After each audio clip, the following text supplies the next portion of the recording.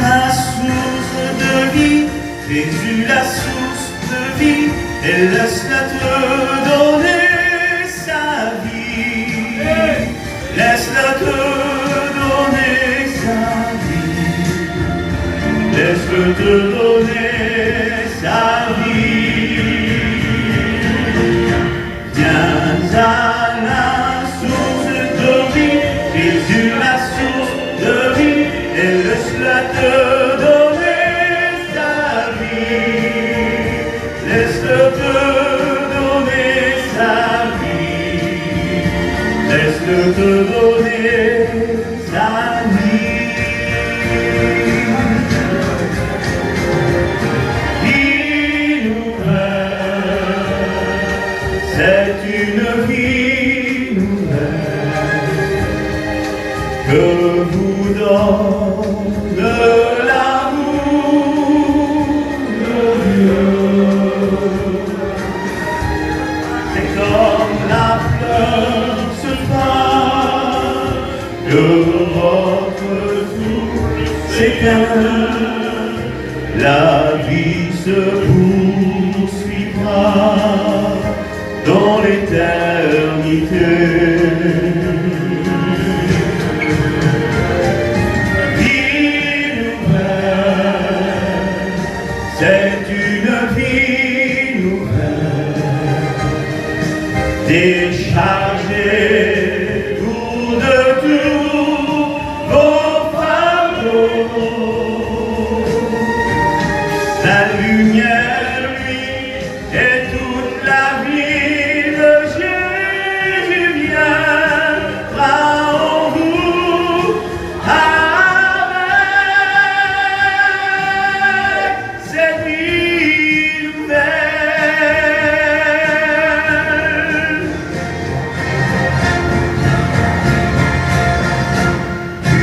Tu es le Christ, le Fils du Dieu vivant. Pour moi, tu es le Christ, le Fils du Dieu vivant.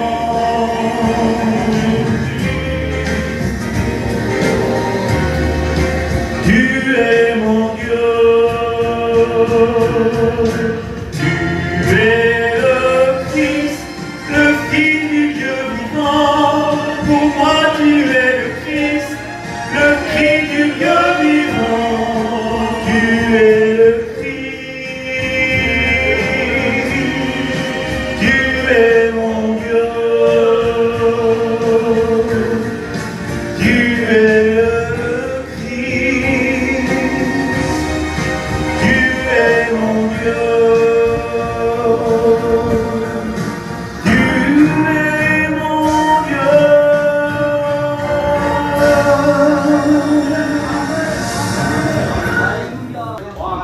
Merci Seigneur, je suis content d'être parmi vous ce soir et de pouvoir vous apporter la parole de Dieu. Vous savez que c'est un honneur pour moi, je vous dis la vérité, vraiment c'est un honneur pour moi. Je voudrais remercier tous les anciens qui sont là. Je voudrais remercier mon copain, Starkey. C'est lui qui devait prêcher, il m'a laissé sa place. Je remercie Taylor, tous les anciens qui sont là. Je vous remercie. Quel bonheur d'être là, Seigneur. J'ai vraiment peur, je vous dis la vérité. C'est ce que je parlais avec mon copain d'études tout à l'heure. J'ai vraiment peur. Mais j'ai un désir dans mon cœur de vous annoncer la parole de Dieu. Vous êtes avec moi, les anciens. Que Dieu soit béni. Vous savez, il y a un texte de la parole de Dieu. C'est Habacuc qui va dire ça. Il dit, je ferai en vous une œuvre que même si on vous la racontait, vous n'y croirez même pas. Et puis vous savez, moi je suis là, derrière le pupitre, là, je veux vous prêcher la parole de Dieu. Même encore aujourd'hui, je ne le crois pas. Mais ça, c'est le miracle de l'Évangile. C'est le miracle de Jésus. C'est le miracle que le Seigneur peut faire dans ta vie ce soir, toi. Tu es peut-être venu là ce soir sans le Seigneur, mais tu peux repartir avec Jésus. Tu es peut-être venu découragé, tu peux repartir encouragé. Rétrograde, tu es peut-être venu parti de la maison, tu peux re-rentrer dans la maison, tu peux revenir au Seigneur. Que Dieu soit béni. Je voudrais demander à l'ancien, alors comprenez bien, je suis un étudiant de première année. Je Si je commence par la fin et je finis par le début, c'est pas grave, je suis un étudiant. Que Dieu soit béni, amen, vous êtes avec moi. Et puis vous savez, je veux me sentir libre et puis je ressens la présence de Dieu. Je le dis devant Dieu à travers ce programme, ce merveilleux programme, ces expériences, les cantiques qui ont été chantés. J'ai ressenti la présence de Dieu. Je le dis devant Dieu, j'ai ressenti que le Seigneur était avec nous. Et qu'il est là, le Seigneur. Et puis vous savez, comme Starkey, il m'a téléphoné et puis il m'a dit, est-ce que tu veux faire la réunion? Il dit, vers Taylor là-bas. Comme il m'a demandé, j'ai dit oui, pas de problème. Et puis vous savez, je me suis mis à part. Je me suis mis à part et puis j'ai demandé au Seigneur, Seigneur, je voudrais que tu me mettes un mot sur mon cœur et c'est ce que je voulais moi. Vous savez, un jour, un ancien, il est venu vers moi et puis il m'a dit ça. Il m'a dit, Kivers, tracasse-toi pas de la prédication. Tracasse-toi du mot de Dieu. Parce que ce soir, c'est le mot de Dieu. Ce que vous avez besoin ce soir, c'est du mot de Dieu. Et c'est le mot de Dieu que je veux donner. Moi, je ne veux pas bien prêcher, je ne sais pas prêcher, je sors des études. Je ne sais pas prêcher, je sais à moitié lire. Comprenez bien. Moi, ce que je veux donner, je veux ce que je veux, que le Seigneur se serve de moi pour donner le mot de Dieu. Que Dieu soit béni. Et puis, vous savez, le mot de Dieu ce soir, c'est pas de l'orgueil, mais c'est de la foi que j'ai dans mon cœur. Et puis voilà ce que Dieu a mis sur mon cœur. Ce soir, il faut que tu arrêtes Jésus sur ta vie. C'est le mot que j'ai sur mon cœur. C'est que ce soir, il faut que tu arrêtes Jésus sur ta vie. Tu es venu là ce soir avec des problèmes, avec des difficultés, avec des soucis. Et comprenez bien qu'aujourd'hui, on vit dans un monde très compliqué. Dans un monde où c'est que ça nous touche à nous, chrétiens. Alors imaginez-vous les inconvertis. On vit dans un monde où je vous dis la vérité, je le dis devant Dieu, je le dis à un frère il n'y a pas longtemps. Je disais ça, je disais, je ne pourrais plus vivre dans ce monde d'aujourd'hui. J'ai peur. J'ai peur de lendemain, de ce qui va arriver le lendemain. Et puis vous savez, le monde d'aujourd'hui nous fait beaucoup de soucis, beaucoup de problèmes. Il nous met beaucoup de fardeaux sur le dos. Et puis là, ce soir, tu es peut-être venu, toi. Tu es venu avec des problèmes, avec des difficultés, avec des soucis, avec peut-être de la maladie, avec beaucoup de problèmes, on n'écoute que ça.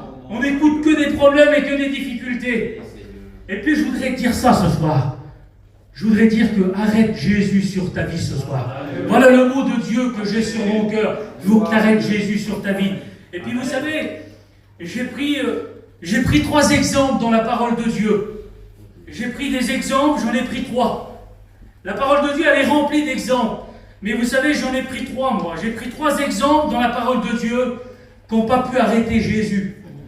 Et puis je voudrais qu'on le voie ensemble. Voulez-vous qu'on voit ensemble ces 3 exemples que j'ai pris? Et puis le premier exemple que j'ai pris, vous savez, je vais vous faire grâce de la lecture. Ça se trouve dans Matthieu 2 au verset 13. C'est comme l'Éternel parle. Il parle à Joseph et il lui dit, prends le petit enfant et sa mère et fuis en Égypte. Car Hérode, il veut tuer, à ce moment-là, il voulait tuer Jésus, il voulait tuer tous les premiers-nés qui venaient de Bethléem. Et puis vous savez, voilà ce que j'ai marqué moi sur mon papier. J'ai marqué, même le roi Hérode, il n'a pas pu arrêter Jésus. J'ai marqué ça moi. Même le roi Hérode n'a pas pu arrêter Jésus. Et puis vous savez, j'ai pris un deuxième exemple. Je voudrais qu'on le voie encore ensemble. Et puis l'autre exemple que j'ai pris, c'est la tempête.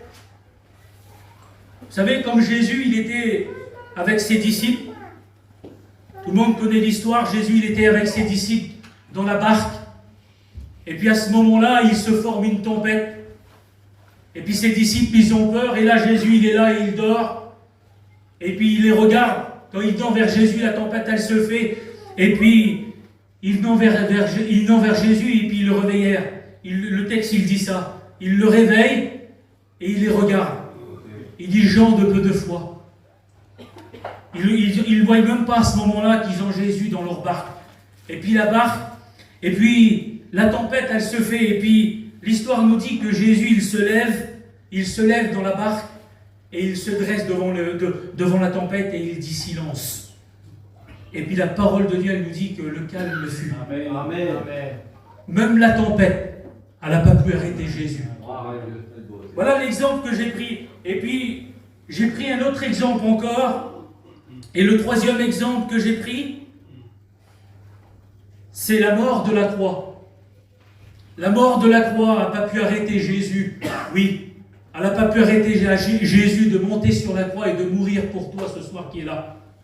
Parce qu'il nous dit que dans Jean 3,16, il dit « Car Dieu a tant aimé qu'il a donné son Fils unique, afin que quiconque croit ne périsse point, mais qu'il ait la vie éternelle. » Que Dieu soit béni. Et j'ai pris ces trois exemples-là, moi, qui n'ont pas pu arrêter Jésus. Et puis, vous savez, j'ai pris une histoire dans la parole de Dieu, et puis tout le monde la connaît, cette histoire-là. J'ai pris l'histoire d'un homme dans la parole de Dieu, c'est l'histoire de Bartimée. Et puis je voudrais qu'on lise ce passage ensemble. Alléluia. Je voudrais qu'on lise ce passage ensemble. Regardez ce qu'il nous dit, c'est Marc 10 au verset 46. Ils arrivèrent à Jéricho et lorsque Jésus sortit avec ses disciples, une assez grande foule, le fils de Timée, Bartimée, mendiant et aveugle, était assis au bord du chemin. Il entendit que c'était Jésus de Nazareth et il se mit à crier « Fils de David, Jésus, aie pitié de moi !» Plusieurs le reprenaient pour le faire taire, mais lui, il criait plus fort « Fils de David, aie pitié de moi !» Et puis vous savez, je vous ai expliqué que j'ai pris des exemples dans la parole de Dieu qui n'ont pas pu arrêter Jésus. J'ai pris ces trois exemples-là. Et puis, vous savez, un homme comme Bartimée, la parole de Dieu nous parle de Bartimée. Bartimée, il était aux portes de Jéricho. La parole de Dieu, l'histoire nous dit qu'il était aux portes de Jéricho. Il était là, devant cette grande ville de Jéricho, là. Et puis lui, il attendait Jésus. Il attendait que Jésus allait passer. Et puis vous savez, c'est ce que je pensais, moi. Cet homme, il était aveugle. Il était mendiant et aveugle au bord d'un chemin. Et puis vous savez, c'est ce que je pensais, moi. Je pensais que cet homme, il était aveugle, mais il n'était pas sourd. Parce que la parole de Dieu, elle nous dit que lui, il avait entendu parler de Jésus et de tous ces miracles que Jésus, il faisait. Parce que Jésus, quand il passait quelque part, il se passait toujours quelque chose. Et il parcourait les villes et les villages et il se passait des miracles et des prodiges. Et il faisait beaucoup de miracles, Jésus. Et puis vous savez, lui, il avait entendu que Jésus allait passer. Alors j'imagine un peu que cet homme Bartimée, il était là, il était sur le chemin, et il attendait que Jésus passait. Et puis, vous savez, il y avait beaucoup de passages de Jéricho à Jérusalem, il y avait beaucoup de passages. Il y avait beaucoup de monde qui passait. Et puis voilà que Jésus, il passe. L'histoire nous dit qu'il passe avec ses disciples et avec une grande multitude de personnes avec lui. Beaucoup de monde. Et puis cet homme, à ce moment-là, cet homme Bartimée, là, il savait que la solution un jour allait passer. Comme toi ce soir, là Jésus, la parole de Dieu allait prêcher. Et puis cet homme, qu'est-ce qu'il a fait? Il a crié, l'histoire nous dit qu'il crie une fois, il n'est pas entendu. Tellement de monde, tellement de tumulte.